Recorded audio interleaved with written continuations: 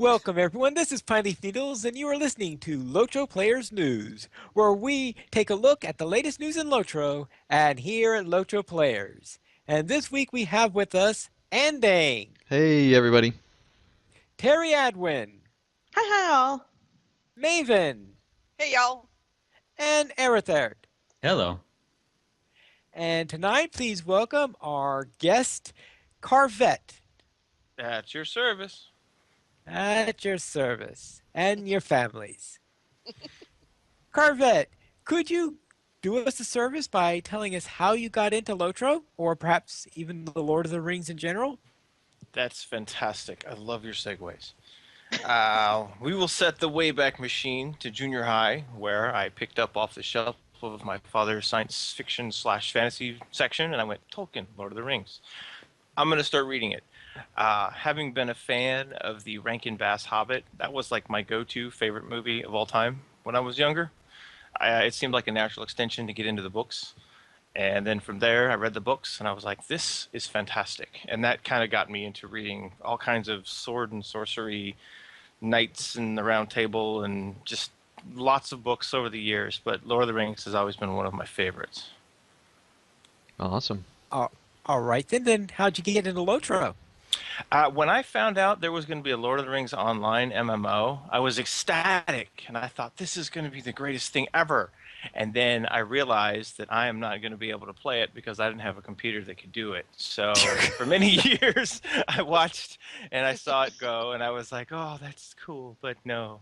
And then series of fantastic things happened. I got some tax returns. I got some gift money, et cetera, et cetera. I was able to upgrade my system, actually, ironically enough, to play Lego games.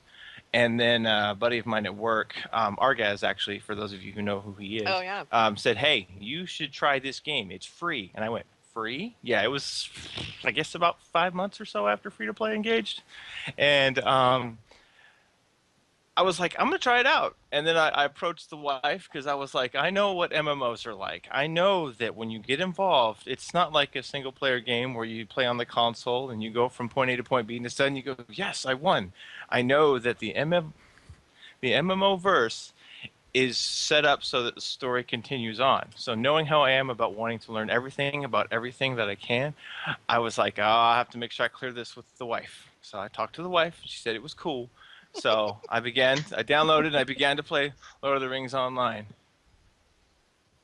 And the And then, rest and is then, well, history. and then what ended up happening was she goes, okay, well, if you're going to play, I'm going to play too. So that led to her getting a better laptop and then her rolling a character. And then we began doing as our captain and hunter. And, well, actually, it took us about 2.5 years to finish volume 1, but we did it. And so it just kind of went on from there. And because I'm the kind of person that I am, when I get into a game, if I want to learn more about it, especially since it is Lord of the Rings, I'm always comparing how the game does it versus how the lore is. And how can I do things better? Because I was a complete MMO noob. I had no idea how to play it. I remember spending an entire gaming session one night running around on that hill full of brigands that's in in Bree, where their signatures, just running around on my Guardian, practicing hitting keystrokes because I realized I was starting to teach myself bad habits as a clicky. So I was like, I need to learn how to use the keys. And so I did that, and that was great. But over the years, I started getting into the community, learning about what everybody else had. So I found Casual Stroll to Mordor. When they folded, I found Lotro Players. There were several other just community sites that I was following. And so that's how I got to know this group and got to know about different elements of the community.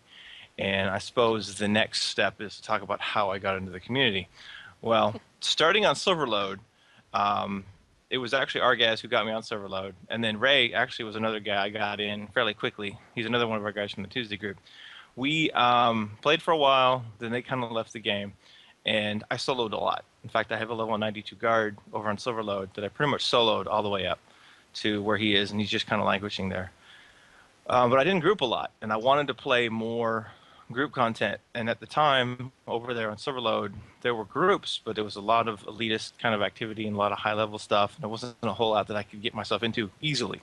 So I hear this LOTRO Players group is starting this thing called LOTRO Players Adventures. And I'm like, hey, that sounds like fun. So giving once again a plea to the wife to avoid aggro for the Saturday afternoon playtime, I went ahead and rolled a guard, which is Carvet, who was, by the way, a random name generated by the game system. And I like that. That's a Wow. cool name. I'm gonna keep that. Yeah, it was just a random dwarf name, and I'm like Carvet sounds like he needs to be called Log Splitter. So I decided to make him kind of like this woodsy dwarf who doesn't like to spend a whole lot of time underground because he likes to explore and he likes to be an explorer. So that gave me his crafting and all that kind of backstory stuff. And then I started playing the LOTRO Players Adventures, and I was there as much as I could. And then over the year, we had a lot of fun. I leveled up. I started playing on Landreval a whole lot more. And then over time, I realized, you know what? There's just a lot more fun stuff to do on Landreval. So I began creating the clan of Carve, as I call them sometimes. Just about anybody on Landreval that starts with Karv is likely me. Carving, Carvador, Carvadur, and just Carve Iron. Just the list goes on. But Alcarvin. Alcarvin, yeah, he's actually the original captain I rolled on Silverload, and we transferred him.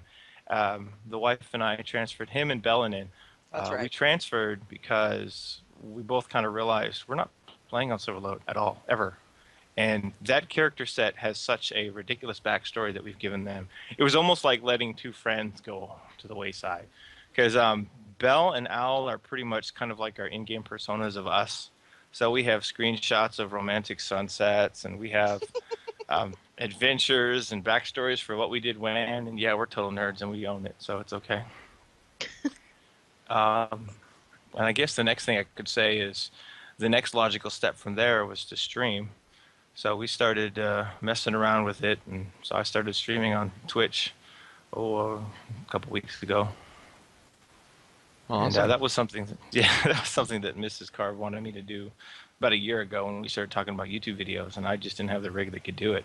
But I started looking into streaming, and I went, dude, we could do this. We could do this quite easily, actually. And so that's where our Thursday show came from. Why couldn't you do it? Why couldn't you do YouTube?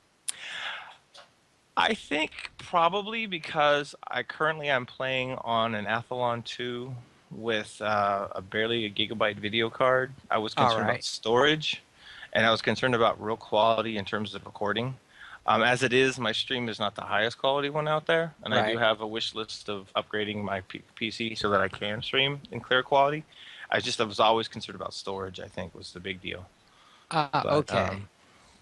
Storage and audio quality, but we're just having a lot of fun streaming on Thursday nights. We do kind of like a gamer guy and his girl who's been dragged into the gaming world. And I realized that when I play by myself, I'm boring. I just am. I was without Mrs. Carr for, I don't know, about 20 minutes on my Thursday stream, and I'm like, wow, I'm kind of resorted to reading the quest text and making snide remarks. This is kind of boring. Then she came home. The stream got a whole lot more interesting after that, as Terry can probably say. But that's really it. That's kind of my journey. I know I've kind of rambled on. All right. Well, thank you for sharing. So now let's go into our game news. And our big news for today is that the LOTRO Market Sale. What is this, Terry? This is something I caught on Twitter yesterday. From yesterday through March 22nd, featured items in the LOTRO Market are on sale for 50% off. So I poked around, and it's because the link takes you to featured items, which is just the Helm's Deep base edition. But it actually turns out that all of the expansion packs are currently half off, and so is, under special offers, the Samwise Gamgee starter pack, which is actually a pretty good deal because it's $5 for a bunch of stuff. Cool. If you don't already have all of it. Well, okay, I'll click on it and tell you what all this stuff is. But you could do all this clicking yourself. The base seat and a writing skill, the 4th inventory bag, and the currency cap, which is great. And if you are a free-to-play player who has never, ever purchased anything before, it will also upgrade you to premium, and you'll get an extra character slot. So super good deal for $5. That's a good deal. Yeah. All right. Very well, then. Now, the only other thing that I heard concerning news is that They are planning to do another update before update 16. They originally weren't planning to do another update before then, but they said that they are going to have a small update before then, and the plan is to implement those music system updates then, Yeah, and and they did instead of say wait that till that's 16. yeah, they did say that that's their hope, and so it might not happen, but they're Right. hoping that they can have an update before update 16. So, I sounds know they good. were working pretty hard on trying to get the music stuff Yeah. fixed that They got broken. think they think they have it. They think they finally have it in place because they've been Yeah. going in and out of Bulwer for the last couple of weeks, which so Bulwer has been up and down lately, trying to get these tweaks to the music system. Mm-hmm. And I haven't heard them yet since I haven't been going on the Bulwer to hear what the music system like. But I'm sure that as soon as they do go live, I am going to hear it because since I'm with in Lily Kate's bands, and I'm sure the first thing we're going to do is to check things out to make sure that our pieces aren't completely destroyed as a result. Yeah. So let's go into store sales then. Okay, our free sample of the week is a relic removal scroll. Use coupon code RSCRLL one time per account. We also have 30% off expansions and expansion quests, so if you don't want to pay real money for them in the Lotro market, you can get them at 30% off with turbine points.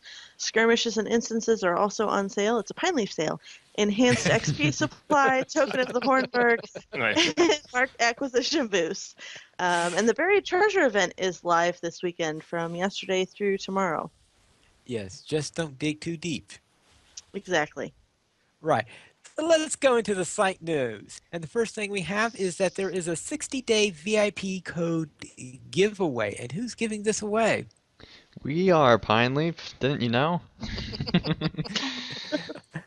Yes, LOTRO Players is, and the Players Alliance as a whole, is giving away a 60-day VIP code for LOTRO thanks to supporters on Patreon.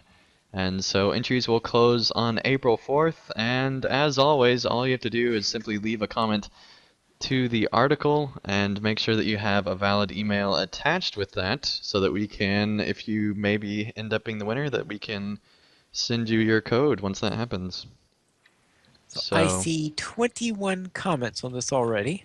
yeah, there's a lot more unapproved comments that we haven't got around to yet. But Ah, yes, there are a decent number of comments on there. So go over in our show notes to this episode and click on the link to this and leave a comment there because who knows, maybe you'll be the one that gets 60 extra days of VIP.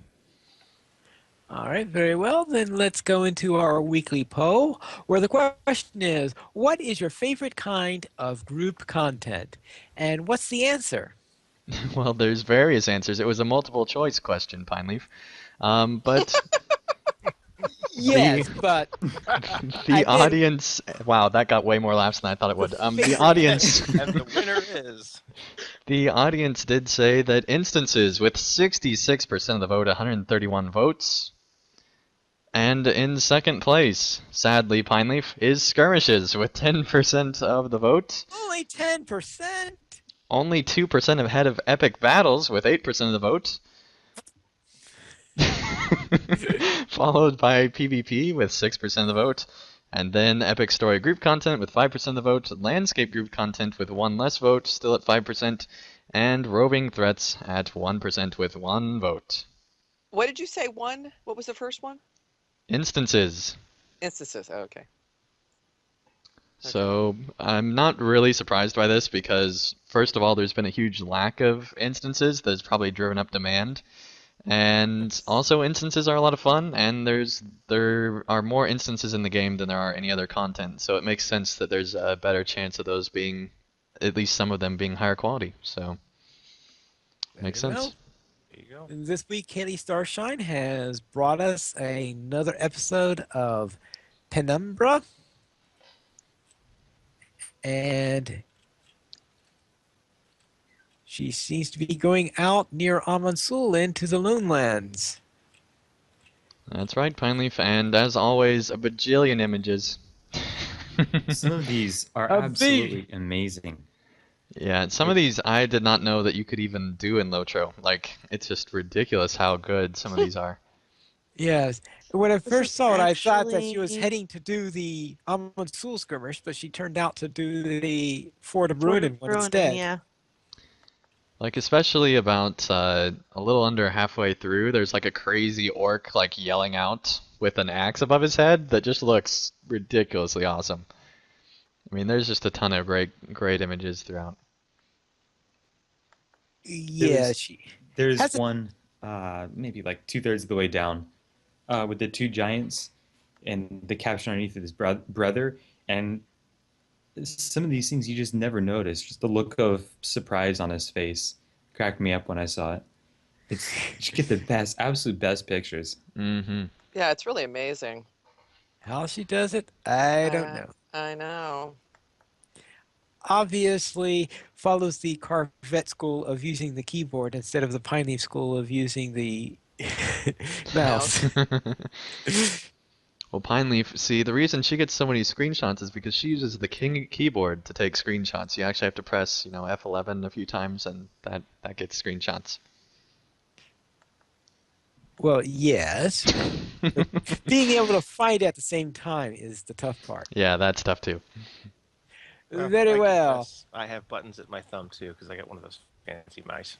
So Yeah, I once tried a fancy mouse and I used it for about 5 minutes before going to a regular back to a regular mouse. I never could adapt to it.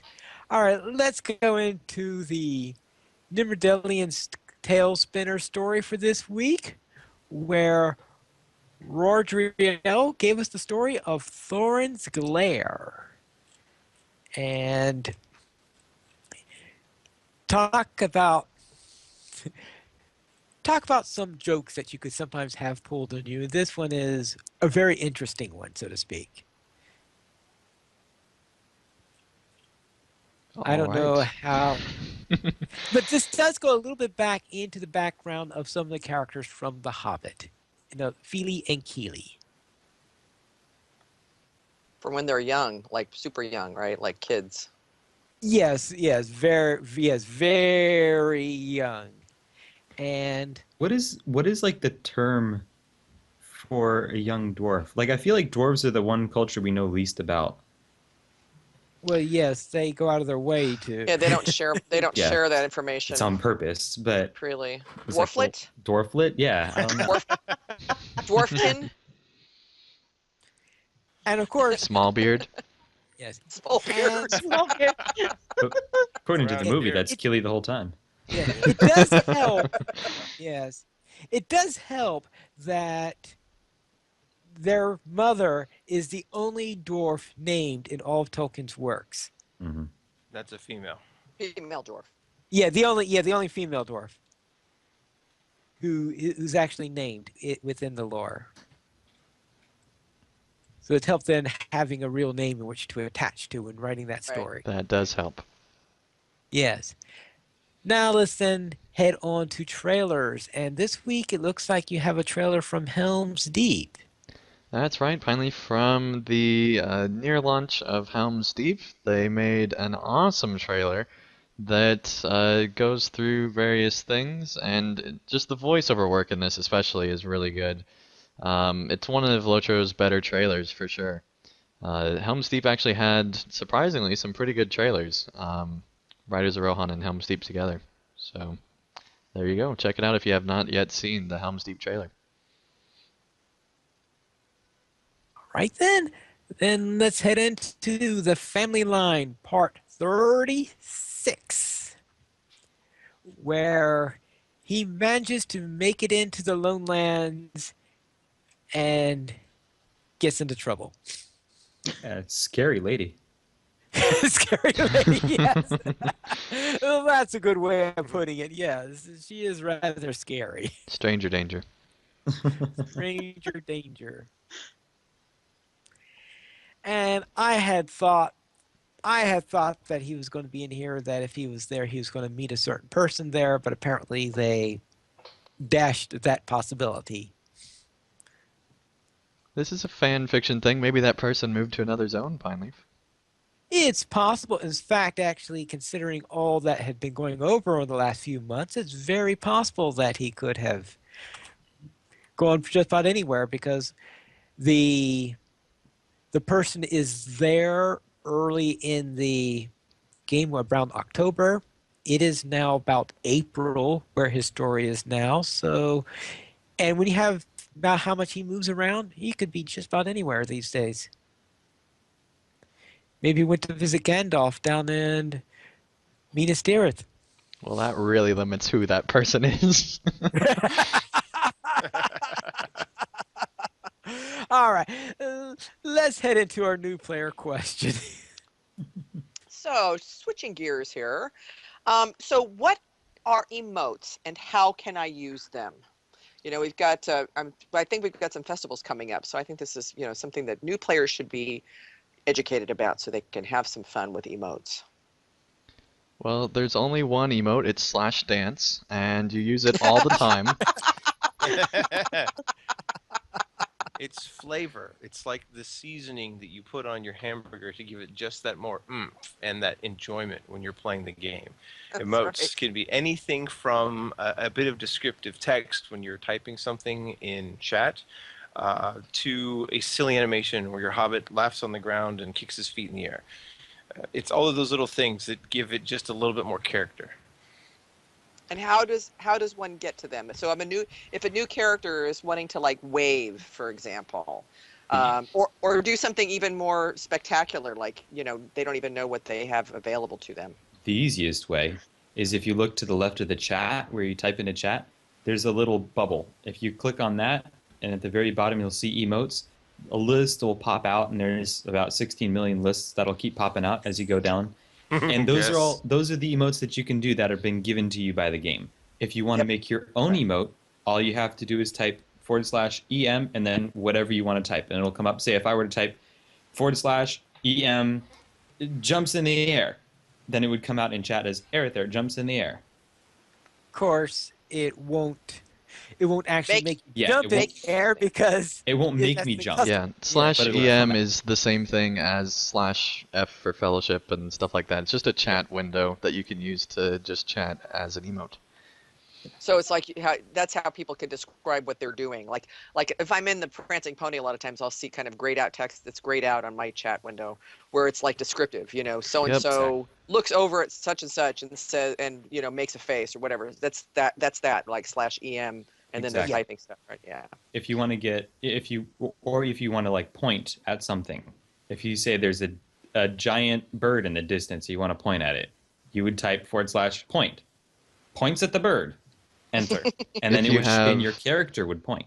If you have the bird selected, that's the key Yeah. thing, is whatever you're targeting. Ah, okay. Whatever you're typing, like whatever you have, like the emotes play with it. That's the best thing. Some of the emotes Yeah. do things that you'd never expect, and you can set your character's mood so it runs around happy or grumpy by default.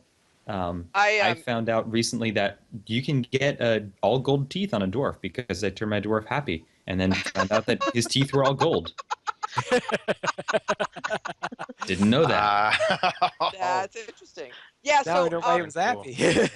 what I did and what I'd suggest somebody do to just kind of get used to it is use the bubble that Aerother was talking about in the chat window and click on that so you can kind of get to see the whole amazing list. And I went up onto kind of a little knoll on the edge of the main part of Bree and just ran through them, just by myself up on this hill, jumping in the air, doing somersaults. I mean, I just went through and sort of, got to see what everything was. And then there's some that are like favorites of mine that I use a lot, and I'll tend to just do, /wave or / whatever. But for festivals, what I do is, if people may not know this, and this is probably something for another time to get into actually describing it, is I actually use my second quick slot bar. We've got 2 quick slot bars. I use my second quick slot bar, and then I actually slot in emotes, like a whole range of emotes that I can My use. minis have their entire second quick slot bar full of emotes. Full emotes, yeah. Full So of emotes. Wow. we'll talk about how to do that in another episode, actually. But that is something that a person can do. Is actually instead of having to type in the chat window, you can actually set up your quick slots with emotes, and then when you just hit it, it does whatever it is you're wanting to do. So that's another thing. But I'd say for new players, go check out the little bubble on your chat window, get to know all the stuff, practice, because it is true. I mean, it like Harv said, it adds flavor. Carve, For carve, sure. Carve's dwarves have the greatest poses in the world. He does great posing. Couple I things is in the chat. If you type /emote list, it'll spit them all out in the list that you can see in the chat Mm, as well. Mhm. And that's great. from Chromite, there's also a plugin called Emo that you can get that'll give you buttons to click on for doing the emotes as well. Oh, that's cool. So that is that available through the plugin compendium thing? You just I'm not sure. okay. Cool. Emo. So somebody can just look up emo, huh? Yep. Yeah.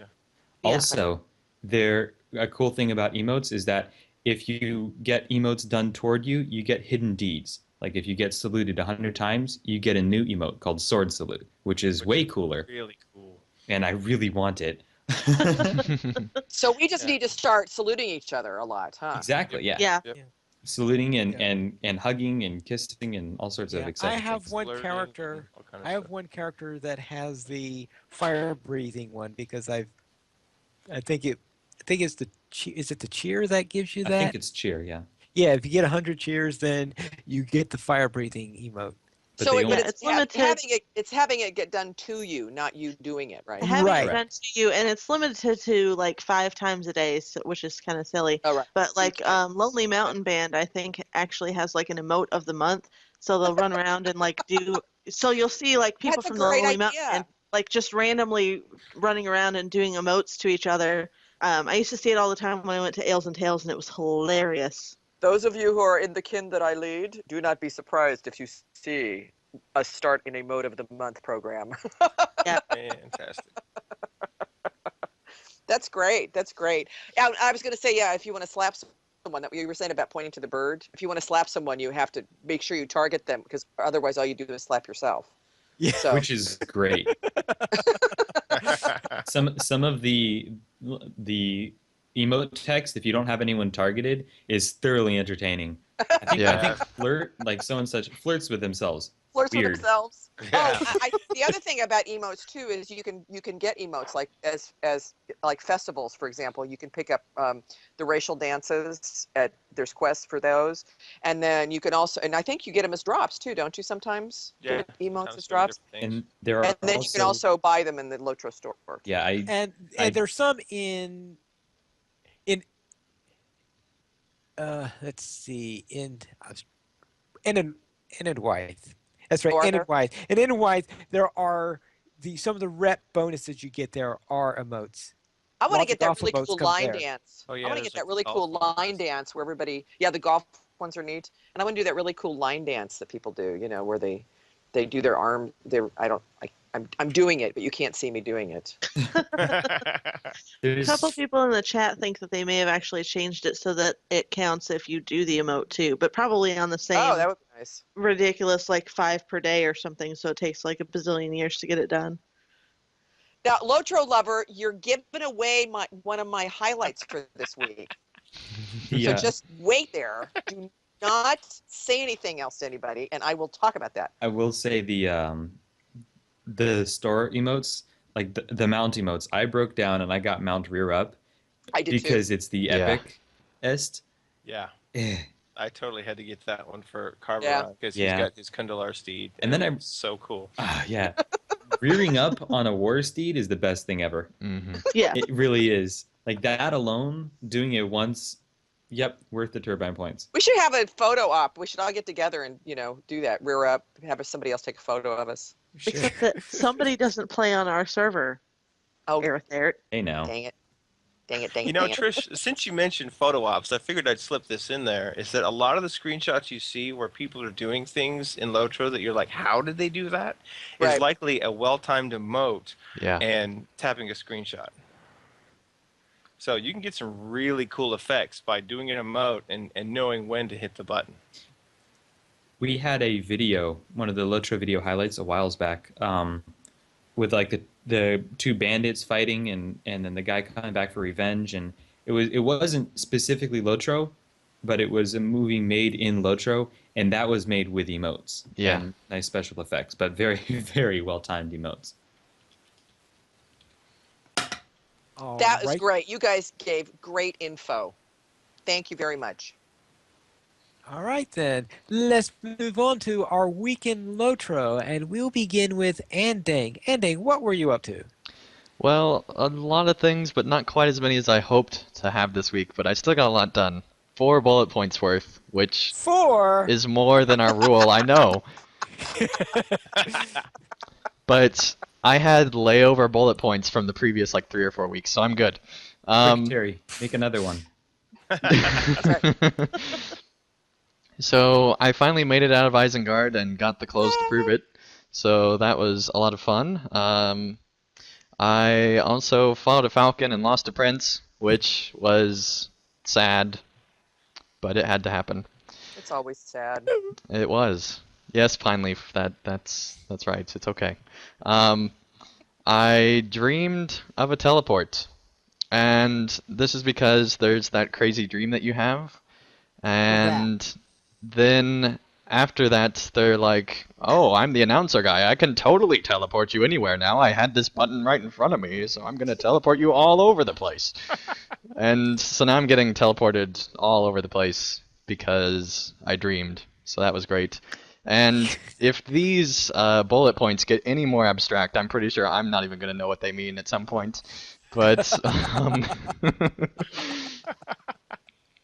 I also did a Bjorning stream, which was a lot of fun. We streamed for about 3 hours, if I remember right. And I had Trish and Terry Adwin and a few others, and I think Aerthert showed up like right after. So it was a lot of fun. Had a lot of fun with that. Yeah, it was fun. So Carvette, what have you been up to? It's been a fun week. I gotta admit, sometimes I have Lotro weeks where it's like I get to play like once, and there's other weeks where I get to do a lot of fun stuff. So this was a lot of fun stuff week. I got to crowd Elrond out of his own library with Mythgard on Monday. I was able to have a group of friends, all level 50 capped, run through Karn Doom. That was the first time I'd done it with an entirely level capped group. We started with 5, but we picked up a lore master on the way. He's just kind of wandering, so we figured we'd add him to the crew. When you said level cap, you meant level appropriate? Level Yeah. appropriate then. Yeah, we were XP disabler capped at 50. Oh, okay, And okay. That's we what had you a lot of fun. Yeah, that's what I mean. That's what our Tuesday group is doing. We're trying to keep it level appropriate as we've moved through the content. And so we've been kind of hanging out in Agmar for, oh gosh, a month and a half now. But that was fun. Way too long. Yeah, it Yeah. feels like it's been a long time, and we're kind of debating as to how long we're going to be there. But that was one of the first big instances I streamed, and so I was able to get that broadcast up on the Carvette Log Splitter on Twitch. So I carved up some pretty neat, rather interesting things that happened during, like the Helch Scam fight, for example. We had a good time there. Moria is what we do on Thursdays with Mrs. Carve in our Thursday slot. That's just kind of like us goofing off and having a good time. One of the highlights from that was I called her my hunter taxi, and that resulted in some rather comical remarks and backpedaling on my part. So that was fun. It was hilarious. Yeah, that was interesting. But the whole point of that show is that my wife and I, we just notice when we go out, we tend to entertain people and we have fun. And if we go out like on a date and we don't have at least somebody we're dealing with, like a server or a God, what was I going to say? Like a waitress or something, laughing by the end of it, we've kind of had a bad date. So that's what we're doing on the show. And then Friday, I was able to link up with some Myth Guardians. Terry Adwin, not a Myth Guardian, but she was there. Lotro Maven was there. A couple of folks. We had Ikarium from the chat, and we just ran through Moria dungeons. We did the Turtle. We did Filgashan. We did Forges, we did a couple of the other ones, Grand Stairs, but we did it all in such a way that some of those people hadn't go through it. I love taking new people through new content, and even if you haven't done it before, I like showing people what I have done to maybe highlight some things they haven't done before. So I mean, it was a really fun week. We had a lot of good times. Yeah, it was fun. Oh, I'm up. It's now Maven time. You can now call me Thane Maven.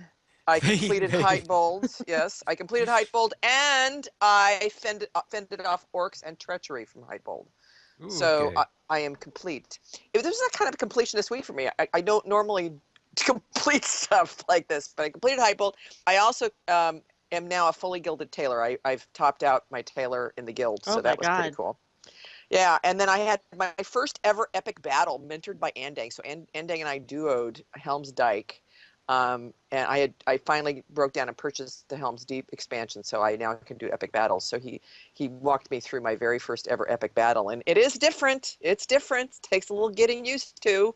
It's like, oh, okay, well, here's something else. So I got, if I ever get bored with like the regular game, I got the skirmishes with Pine Leaf. I got the epic battles mentored by Andang and others. It's like a whole different thing. And then at Mythgard Monday, Lotro Lover, who's in the chat tonight, taught us the spastic dance. And I will get this up on a when I get the Mythgard Monday video out, you'll get to see this. But try it yourself on your character. And Lotro Lover was kind enough to actually put the recipe up in the chat, and I will let you know what it is here. Oh gosh. So you put in /mood happy. It's up too high now. And then Terry, remind me. And then it's dance, racial dance of your choice. Racial dance. So it's like dance _hobbit. Elf. Right. So you have to have a racial dance to do it. And then faint. Faint. So it's 3 different commands in the thing, and then you end up doing this incredibly spastic dance. So funniest thing ever. It is. It's pretty awesome. So, yeah. It distracted the Mythgard group for like a full 15 minutes or something like that. It did. We had a whole. In fact, I was thinking about clipping that section out and just making it its own video. It needs to be its own video. Yeah, it does. I'll tell you what, that was something to behold. Standing there watching all these people twitching like there was a mass epileptic fit or something. Lotro Lover had started doing it in Elrond's library, and a couple of us noticed her doing it, and then we finally were out somewhere in the Trollshaws, and then all of us just succumbed, and there's just like 5-10 people doing this spastic dance. I haven't seen it. I have no idea what on earth you guys are talking about. But the curiosity alone is making me want to work. I don't have any man dances. I don't have any racial dances on any of my I think I do on Latin, so I will check and I will show you. It's making me want it.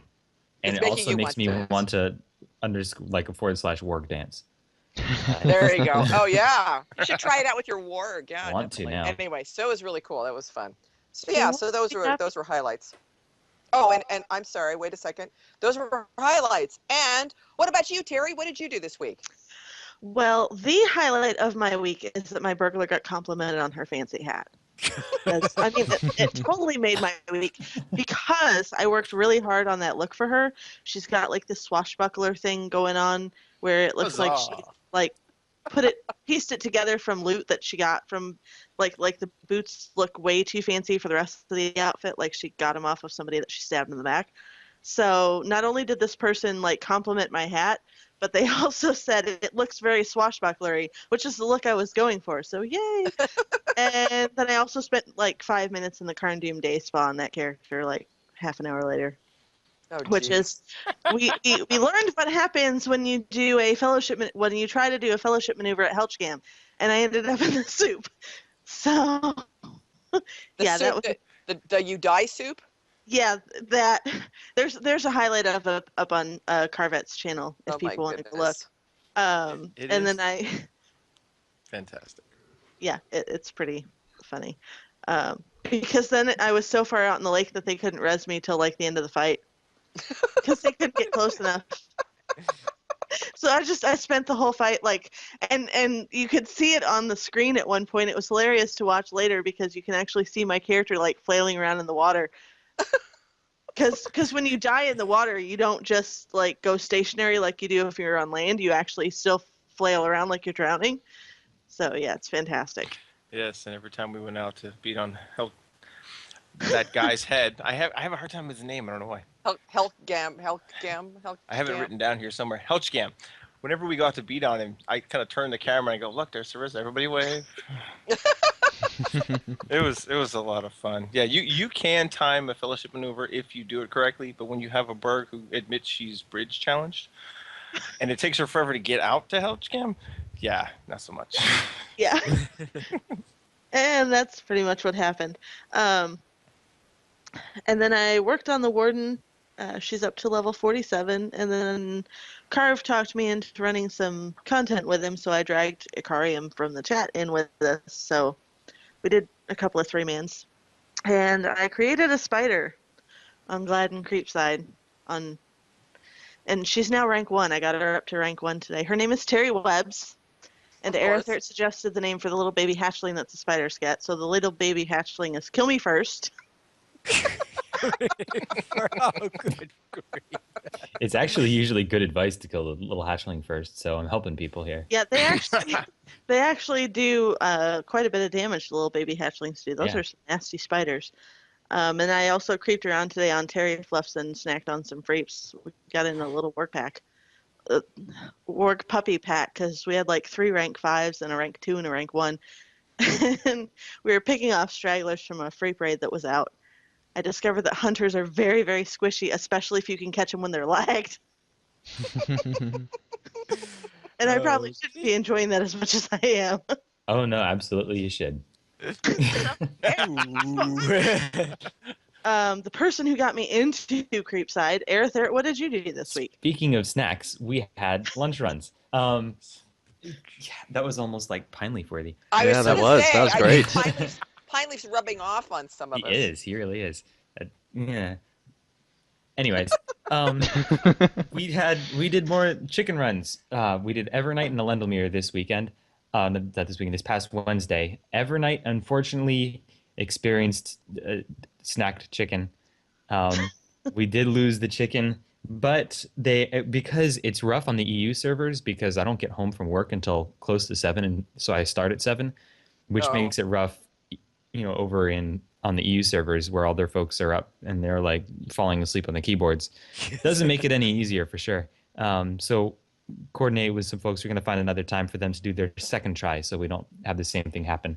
Elendilmere, however, I showed up there and nobody was on, so I put something out in the world chat and somebody came in and they saved the day. It was a solo run. One person took me all the way It was there extremely impressive. and set a new first place time. 1 hour, 26 minutes, and 37 seconds all the way there. Wow. Yeah. That's because there was no lag. Yeah, quite possible. Quite That's possible. amazing. Yeah, so it was a lot of fun. So that was the lunch runs, and I've also I've been resisting it since I started playing Creepside because I didn't know Diddly Squat, and then by the time I knew Diddly Squat, and I was like, oh, I can make more characters. Spiders were super overpowered, and I've been kind of resisting ever since, but I finally made a spider, and Lucky Legs, because all my characters are Lucky Luck, Lucky Noms, Lucky Heals, whatever. Because I figure anything I get's pure luck. So, Lucky. And did a spider, did that, been creeping a lot. I had the highlight of my creep week, I think, was on my Defiler, which hit rank 5. I was at the 1v1 circle, like rezzing people, so they didn't have to run all the way across the world. And a minstrel wanted to fight, and I was like, okay, sure. We had an 11-minute knockdown, drag-out fight. It was so much fun. And I had no power the whole time. But it was a lot of fun. I ended up winning barely, but it was a good time. Speaking of instances for the week, the last thing on my list is on my minstrel. I ran the first time ever I did the Great Goblin instance. We died a lot. I think it was the tank. It was a warden tank. I think it was his first time tanking. And it was another minstrel, first time in a group. We were all pugged up, but we had a lot of fun, and we ended up winning. It was a good time. That one is a tough one to start your teeth on. So we did. It was at Icy Crevasse, I think it was. It might have been. We did another one where there was like 2 boss fights and the egg at the end. Oh, that's Iobar's Peak. Iobar's Peak. That's the one. We did that one for our first one. That was wow. That was something else. So I bet. we did that because I've done that one before, but I'd never done the Great Goblin before. So it was a lot of fun. Yeah, that And boss fight learning was to tough, heal. right? Learning to heal. Have you done the spider one yet? Nope. Wait, which spider one? The Spuds of the Scuttle. Because they're Webs of the Scuttledells, That's the one. I've actually sold that one on my Guardian. So yes, I have done that one. I've done that one. It's a lot of fun. Yeah. And Okay. speaking of running things, Pine Leaf. running things. Your other transfer was much better, I thought, than this one. This Yeah. was not as good of a Well- segue. It was a dead space, and I had to fill it. Well, Somebody's working on their version. Okay, I mean, we'll considering that you see. put a sigh in the show notes, surely you can come up with a much better segue. Okay, hold up. Here we go. And speaking I of ran great through goblins, Pine Goblins Leaf, what did you do? instance. Let me go. All right.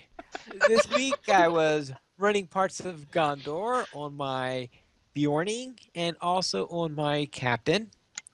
So therefore I am currently working in Central Gondor for both of them. And on my Gladden Bjorning, I was running through the epic storyline and I've completed book 11 of volume 1. So therefore it means I've got only 4 more books to go before I can finish volume 1. You sound really And excited, Pinely. Yeah. well, you know how long volume 1 takes sometimes. Yeah, I do. Believe Yeah, me, I have the videos to prove you it. know how long it takes, right? So let's go into our skirmish of the week. And our topic this week is which is the best depiction of the breaking of the fellowship? And tonight we will begin with Arithert. And what side are you taking? I am on the books. Very well. And Terry? I am also on the books. Ooh, you're teaming up. Yeah. Yes, we are. I would high five you, but you're somewhere else. Yes. Very well. And Carvette, what are you doing? I'm gonna go with the movies. Very well. And Dandang. I'm going with the games. Very well.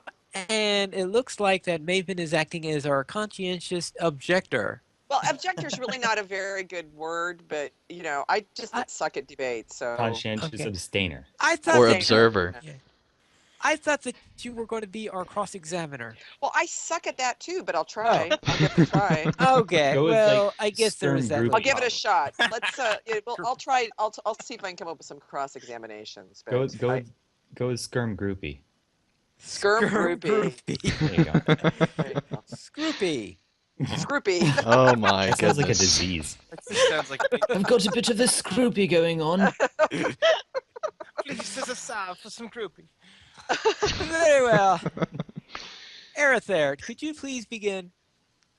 Sure. Part of the reason why is because when I picture the breaking of the fellowship, I picture in my head the book.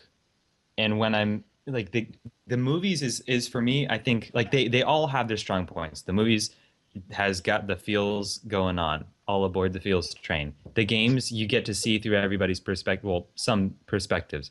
But the books, it's just it gives the whole thing has so much more weight and significance, and the emotion is super high. There are 3 parts in the book that make me, if not cry, at least tear up every single time I read them.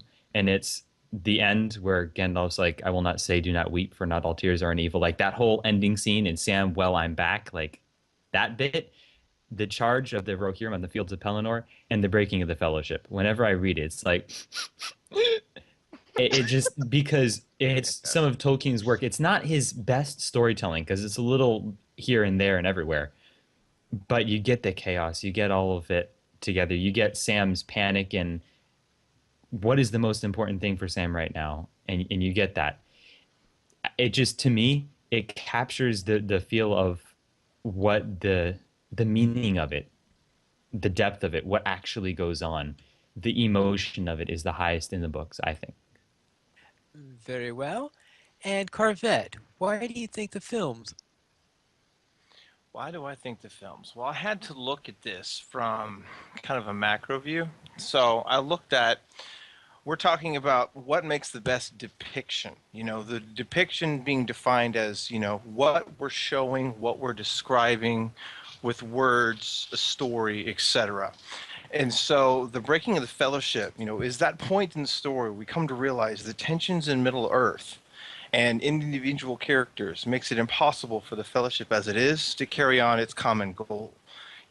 Boromir's got his issues with the temptations. Aragorn is going to do what he needs to do, but ultimately he realizes he can't carry Frodo where Frodo needs to go. Sam, Pippin, and Merry, they're following Frodo's lead because they've been part of that kind of hobbit undercarriage that is going to do what it takes. Gimli and Legolas, they're pretty much doing what's right by their kind, but they're kind of giving Aragorn and ultimately Frodo the call. Frodo realizes that the ring is pulling all of them in different directions, and he's willing to sacrifice everything because he's afraid of them so he can go away by himself. You've got pursuing forces. There's orcs in the woods. There's Gollum on the river. There's tensions in Gondor. There's tensions among the party themselves. There's all these different things that creates a pivotal, crucial point in the story. And really, in order to fully understand the flow of events, we need a narrative that takes us through what happens as the Fellowship comes down the river, makes camp. Each character deals with the tensions that's going on there. What happens when the orcs attack? Who's going where, and what is happening when the Fellowship scatters? And that was the thing that got me about the movies versus the game and the books, is that the movie does a better job bringing all of these elements into one cohesive scene for the benefit of the story, of what's really going on there at Parthgalen and Emon. Because if you're going to read the entire chapters of what's going on with the breaking of the Fellowship, in the books, you're reading essentially the last chapter of the Fellowship of the Ring, and then you have to go all the way to another book and read an entirely separate chapter at the beginning of Two Towers to find out what the rest of the story is. Sam and Frodo are covered in one chapter, and then you have to go to a completely separate book, which may be months later, depending on how much of a chain book reader you are, to then find out the rest of the story, which happens with, what happened with Legolas, what happened with the hobbits, what happened with Aragorn and them. So there's this disconnect. And then in the game, you get kind of a more cohesive tale, but you're escorted through this quest chain that has nothing to do with those characters except for the fact that you're kind of following after them as your own guy. And then you go into these backflashes through 3 separate session plays that force you to see the situation through Boromir's eyes and Sam's eyes. So you don't get that same kind of fluid story arc that you get when you're in the thick of things like you are in the film. All right, very well. Then ending, what do you think of the games? Well, I feel attacked, first of all. Why I hate debates. Ugh. All right, so the games are probably the best way that they could have done it as keeping within the way that LOTRO works. I'm having a hard time imagining of how they could have done it better, because they kept our characters out of the actual falling apart of the Fellowship, but we still were able to be fairly involved in the aftermath, looking through and seeing all those orcs that Boromir massacred, and seeing just the aftermath of what's happened. And through that, you see these various session plays. And I really love what they did getting inside the mind of Frodo, where you see these basically, spirits of each of the people that's in Frodo's mind. And so it's like the thought of Bilbo, the thought of Elrond, and all that. And so it gives you the perspective of Frodo's mind as he's going through, and you can see what he's thinking about as he's trying to kind of get away from the rest of the group. And then Boromir comes along, and you have to run away from Boromir, which apparently you can also kill Boromir if you're so inclined. Doesn't really help out my argument anyway, just like to point that out.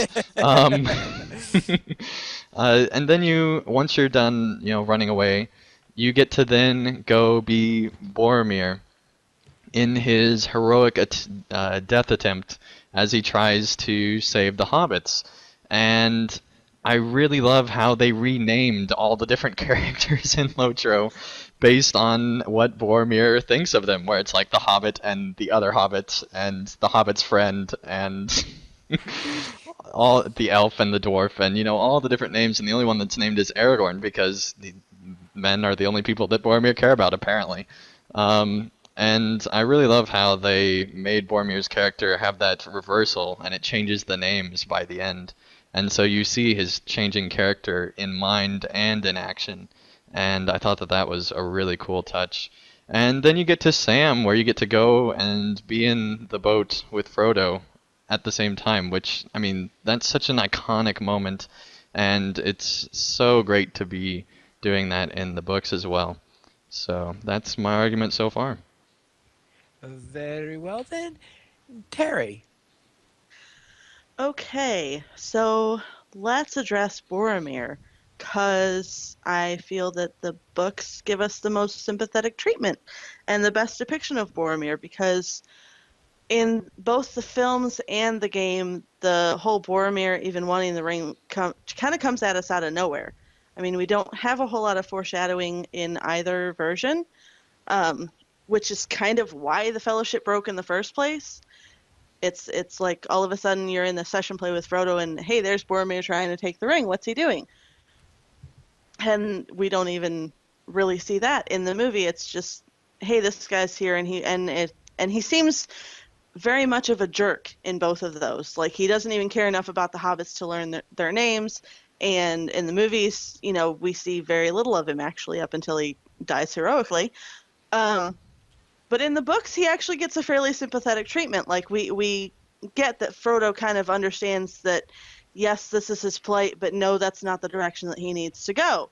Um, and then we also see, like pre-Moria, we actually see that Boromir does care for the other members of the Fellowship, specifically the other hobbits, because when they're coming down from the snowstorm, the avalanche, he helps carry them with Aragorn. So we have that. And then we also have a better picture of the Fellowship as a whole, like how each of these players fit and what makes them a Fellowship, so that we care more about why it's broken and that it's broken. Um, we see more of Merry and Pippin, which you don't actually really see in the games unless you're a Hobbit and you do that instance when the Fellowship leaves. I mean, they're just sort of there. You don't even really get to see a whole lot of them until like Volume 3. So we have no clue who these guys even are in the games. Again, unless you're a Hobbit. They're just like random extra hobbits. And then it's true. And then even in the movies, they're kind of random extra hobbits because of how they're introduced. They've Comic got relief. Frodo and Sam fleeing across the field, and then all of a sudden, hey, there's two more hobbits. Where'd they come from? And their introduction in the books is much more deliberate. You feel a whole lot more about why they're there, and you understand that their loyalty is to Frodo. So that actually the breaking of the Fellowship affects all four of the hobbits, not just Frodo and Sam, which are the two that we spend the most time with in the other versions. All right, very well. Carvette, could you please give us your rebuttal? Absolutely. I think that, I do feel that there is some nuance that you don't get in the movies. I do think that when they wrote the movie and picking the characters as they did, Sean Bean portraying Boromir does give him more character and more depth than just being kind of like a one-shot wonder. Yes, he's heroic man of Gondor. Yes, he is a man's man, so to speak. But at the same time, you see, even as going as far back as Lothlorien, Boromir is kind of very uneasy being where he is because he's struggling with the ring. Even so far as Galadriel calls it out to Frodo, he's going to try to take the ring. We see that light cast on him fairly early on, fairly early before they leave Lothlorien, and then you see as they keep coming down the river, there's all these camera angles that insinuate Boromir. Boromir has got some issues. He's kind of giving these sly glances over to Frodo, and Frodo's kind of uneasily shifting in the boat. And that continues on throughout, so that as Frodo's wandering by himself up in the hills, when Boromir comes upon him, it's a very powerful scene where you can see Boromir came up to that point where Frodo was with intent to talk.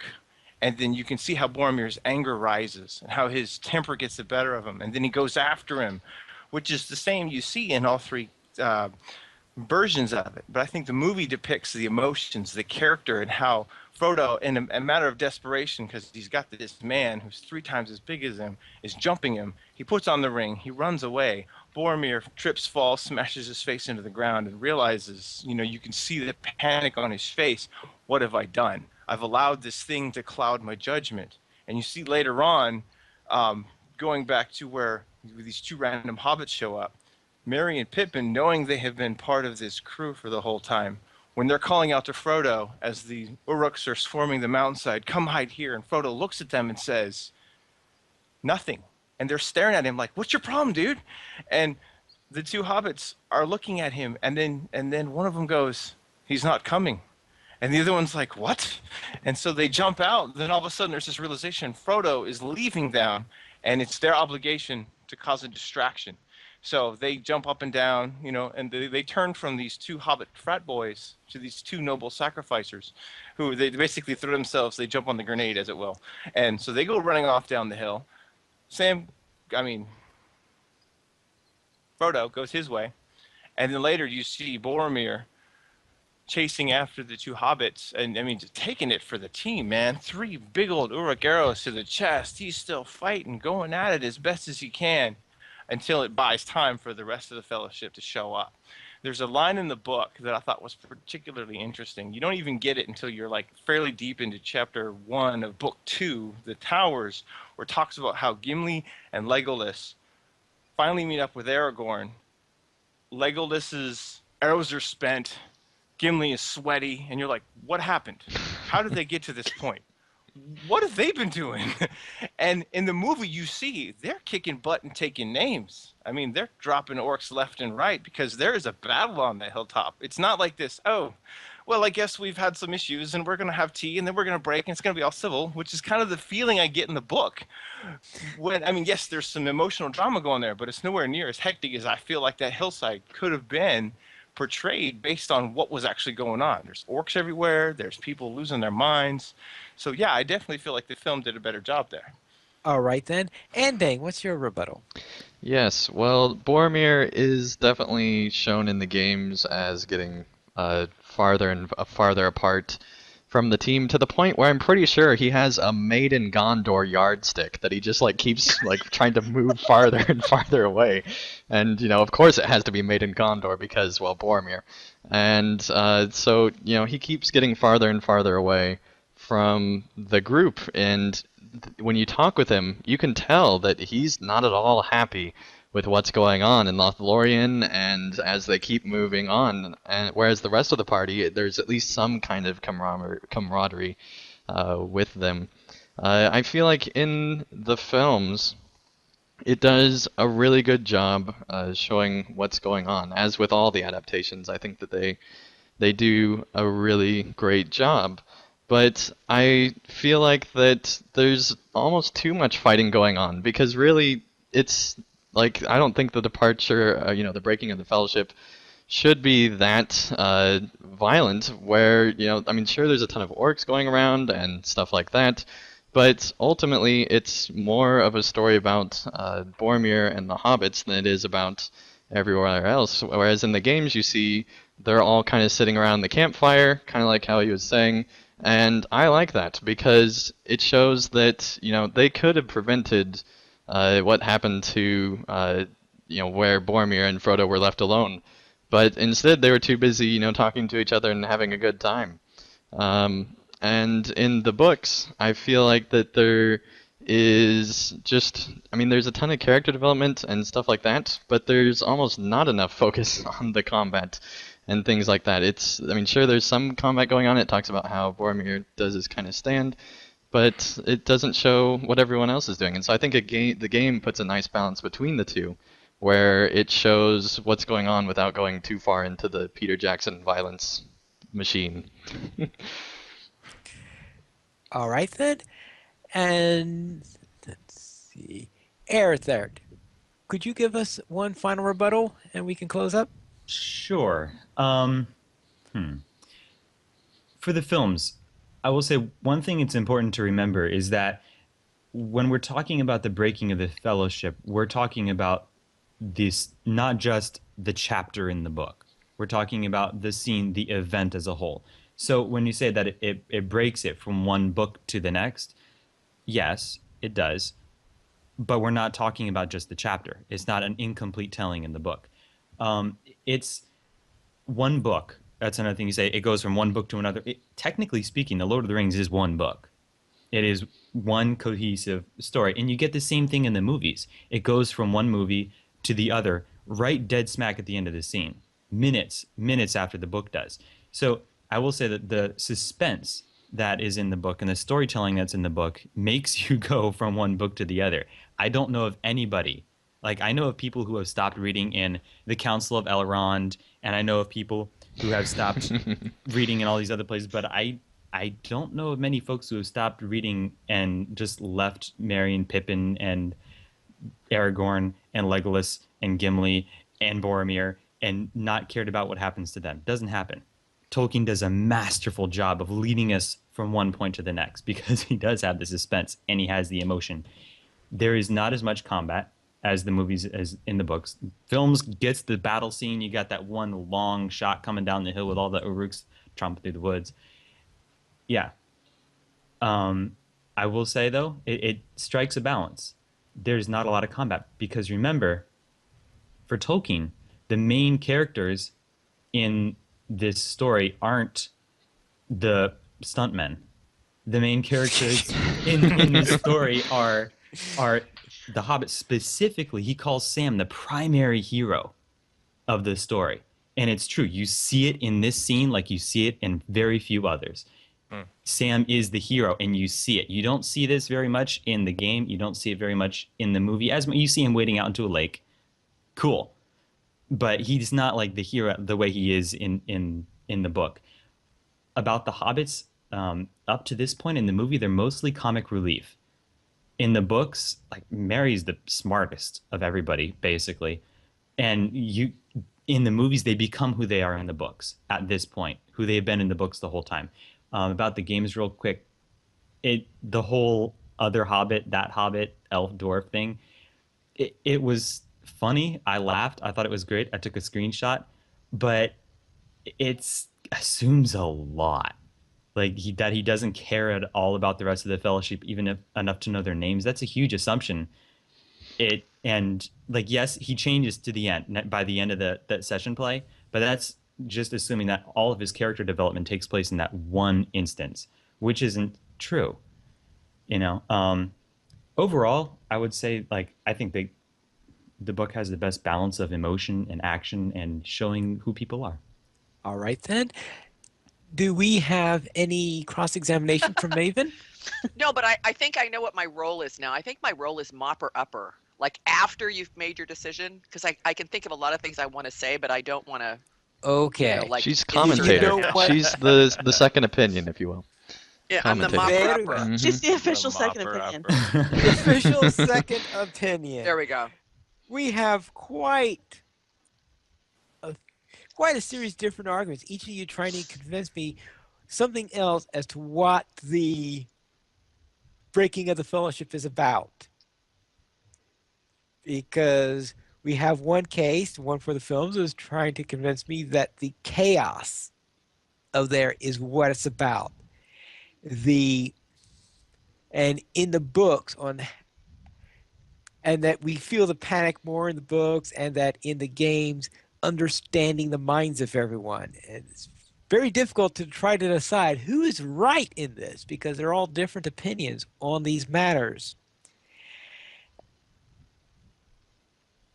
And it comes down to who do you think is the main element of this? Because as the books, if you are a real Sam person, yes, I think you have the books there. If you think of Aragorn as the hero, which that's what it looks like Peter Jackson does, then you go with the films. And as for the games, they cover all three with Boromir they try to put you into all three at the same time. Not at the same time. They're separated. Yes, separated. Yes, but you have separate session plays, so you look into the minds of each of them. And actually, I think the games have a little bit more push, maybe towards Frodo than the other two formats. But of course, now it comes down to my decision as to who did the best job of presentation. And that's and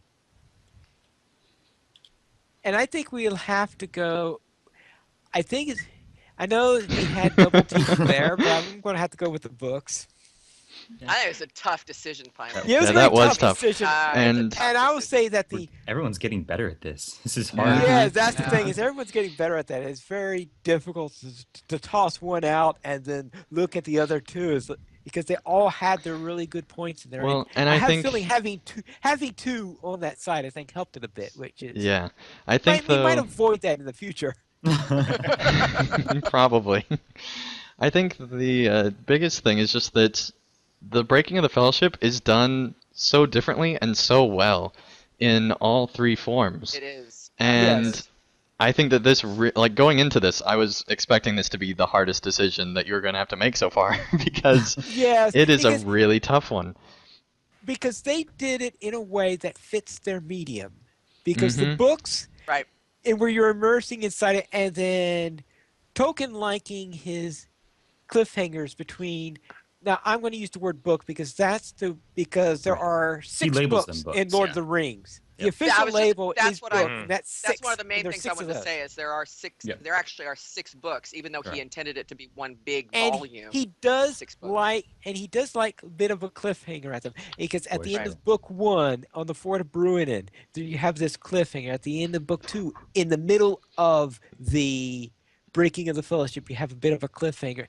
The end of book three is probably the least of the cliffhangers because it's We were starting to the go back and forth then, right? right because you Sure. got the Nazgul there, but the end of book four has a cliffhanger that I personally think that Jackson killed, but that's an entirely different matter. Because I thought that was a really great cliffhanger at the end of there, and unfortunately, it did not work because one of the disadvantages of a movie is you have to have your timing more in sync in a movie than you'd have in the Yeah. books. Mhm. And so Spoilers. Jackson, right, yeah, but Jackson was forced to a time Because I'm and because rereading the book, so I don't actually remember how the book went the first time. oh, okay, yeah, So spoilers. yes, Started. I'm just Yeah, I just saying started that. book 4 earlier today. Yeah, he concentrates on one side than the other, so he is not worrying about having things going at the same time. Well, in a movie, you do that because you're only looking at one temporal line.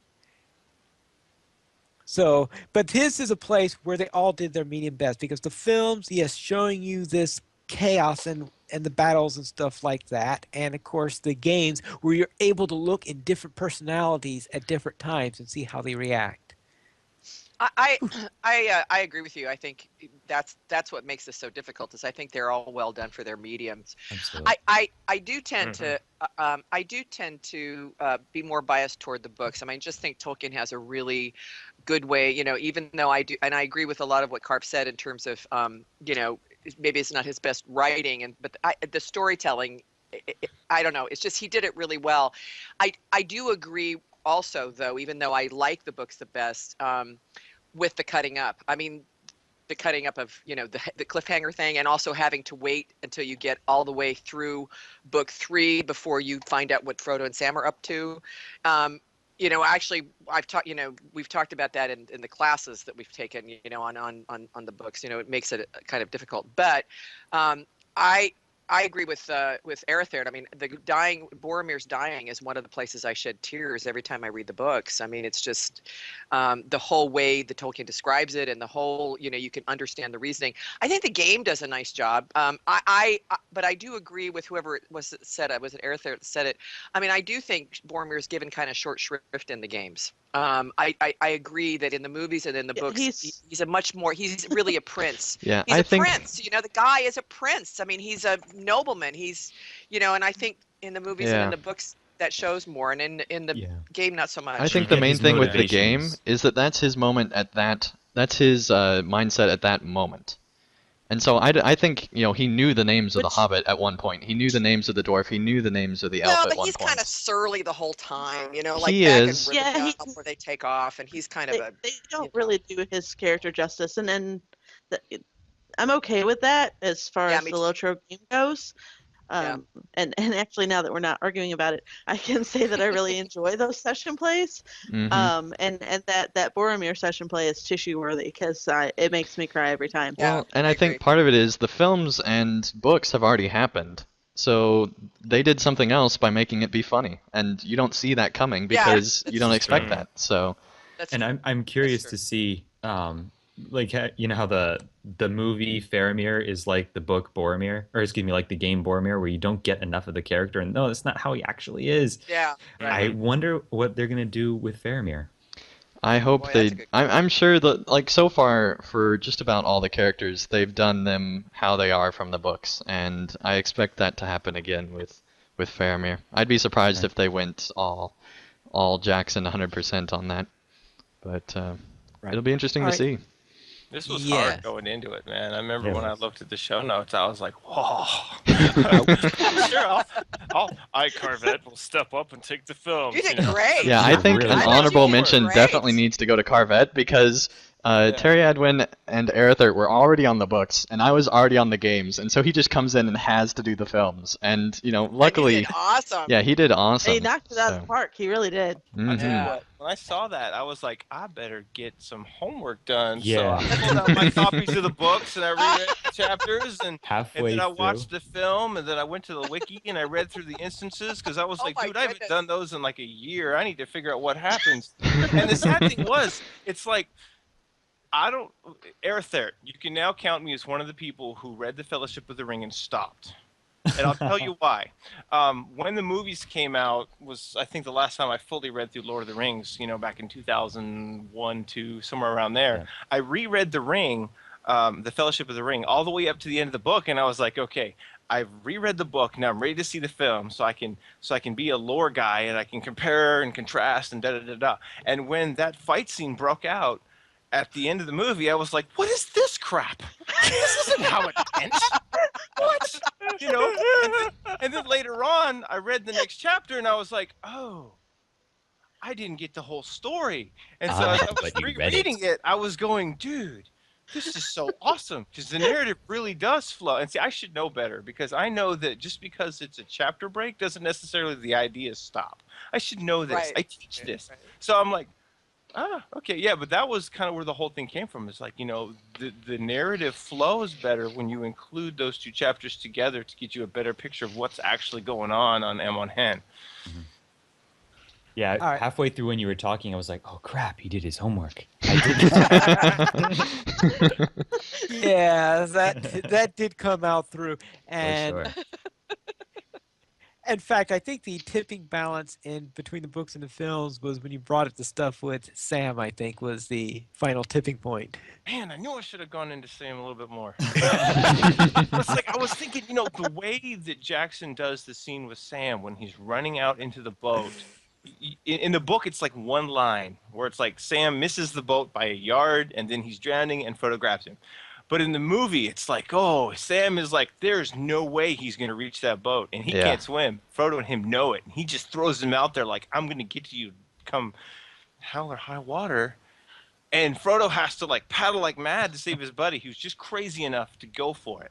You know, I'm like, oh, I should have threw that in there. Okay. Yeah, and I really No, like I'm the not- suspense Should've- where it's like, oh no, Sam's like almost dead, and then like Frodo hand just comes out of nowhere. It's like, Oh my gosh. here you go. Yeah, I was watching that earlier today, and I was looking at Sean Astin's face as they've got that close-up camera Yeah. with water lighting, and I'm just, oh, that's good Yeah. stuff, man. Should have played the heartstrings a little bit more. Okay. Yeah, that's right. All right, this week we did not receive any Patreon mentions, but we would love your support. To help support LOTRO players, simply go to the donations page where you can support the Players Alliance on Patreon. There you will find rewards including a mention on the podcast of your choice or even a guest spot of an episode of LOTRO Players News. We did not receive any iTunes reviews, but we did receive one featured comment where Harlan left a comment on last week's poll. The biggest golfers and tears I ever enjoyed were in PMP groups. I think that's it's always supposed to be I guffaws. think Yeah, it's supposed to be guffaws. Guffaws. Yeah, It's no, like the it's way it's spelled guffaws. is Word. Yeah, I And know. get it? No, That was a guffaw by the way he spelled Actually, that. So there you go. GAWFA would be a great character name, wouldn't it? That sounds like a great dwarf name. Yeah. Guffaw. Just have his Guffaw. default emote be a laugh for everything. Yeah. Excellent. Aha! Slash dance, and he just starts laughing. Yeah. Right. That's right. I We don't did not dance. receive we did not receive any emails this week, but if you'd like to send us one, you can send it to podcast@lotroplayers.com. And you can follow us on Twitter, the Players Alliance at Players Ally, Lotro Players at Lotro Players, Andang at PVMP_Andang, Erahart at Erahart, Third. Braxwolf at Third, Pine Brax. Leaf. Come on. Third. What? Erithert. There. Third. Yes. Maven at Lotro Maven, Pineleaf at Pineleaf Needles, and Terry Adwin at Princess Terradia. Terradia. Terraria. There you go, Pine Leaf. We'll get it. Uh, I love you, Pine Leaf. you can follow our guest, Carvette, at. Christo Sanri. Thank you. Oh, sure. Okay. It's kind of like a really redneck translation of a Gaelic phrase I heard one time, because it's actually Christo Henri is the actual word, but I heard it in a song and I remembered it wrong, so whatever. Just, yeah, Alright. it'll be in the show notes, and you can find me on Twitter. Twitter? No, that is Twitter. Twitch.tv, Carvet Log Splitter. Lotro Players Alliance has the 3 shows every single week. On Mondays at 8:30 p.m. U.S. Eastern Time, we have DDO Players News. On Thursdays at 6:30 p.m. U.S. Eastern Time, we have Guild Wars Players News. And on Saturdays at 8:30 p.m. U.S. Eastern Time, we have Lotro Players News. Thank you, everyone, for listening. This is Pineleaf Needles, reminding you to skirmish responsibly.